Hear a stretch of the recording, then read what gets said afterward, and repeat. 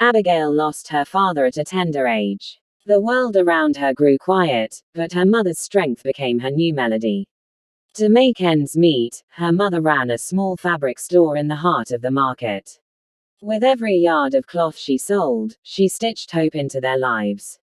Though money was scarce, love was abundant. Her mother worked day and night, ensuring Abigail had everything she needed to stay in school. "My daughter," she would often say, "don't let where you come from stop you from reaching where you're meant to be." When Abigail gained admission into the university, it was a dream come true. The future looked bright, and her mother's sacrifices seemed to be paying off. At school, Abigail quickly made friends, a lively group of girls who seemed kind, cheerful, and supportive. They laughed, studied, and shared secrets together. But everything changed when a wealthy man's daughter, Gloria, joined their circle. Her arrival shifted the atmosphere. The once warm friendship turned cold. Gradually, Abigail became the target of their mockery. Her modest clothes, her background, her simplicity, all became reasons for the cruel jokes. One evening, unable to bear the hurt, Abigail returned home in tears. Her mother listened quietly, then drew her close and said gently, "My child, never lose focus because of noise. Gold doesn't compete with dust, it simply shines. Focus on your studies, and let your light speak for you." Those words sank deep into Abigail's heart. From that day, she made a silent vow to stay true, work hard, and prove through grace, not bitterness, who she truly was.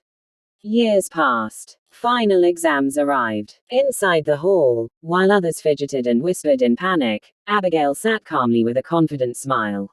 Every question felt familiar, the reward of countless nights of study and discipline. When results came, her name was on the dean's list, the best of her department. Her so-called friends, blinded by distraction and pride, were left behind with carryovers and extra years. Life after school smiled on Abigail. She landed a job in a production company, where her diligence quickly caught attention. Promotions followed, and soon she started her own business, a thriving brand known for excellence and integrity. One evening, on her way home from work, she decided to stop by the market to pick up a few things.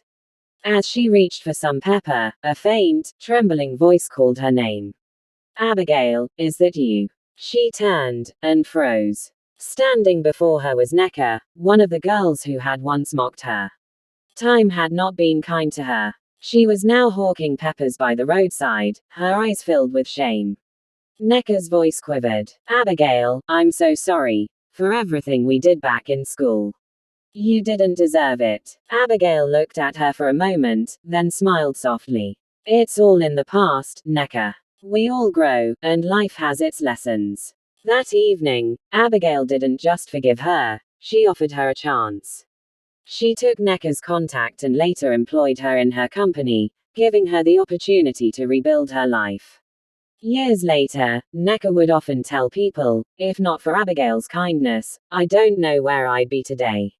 And Abigail, she never forgot her mother's words, nor the long journey from pain to purpose. She learned that success isn't just about rising above others, it's about lifting others when life gives you the chance.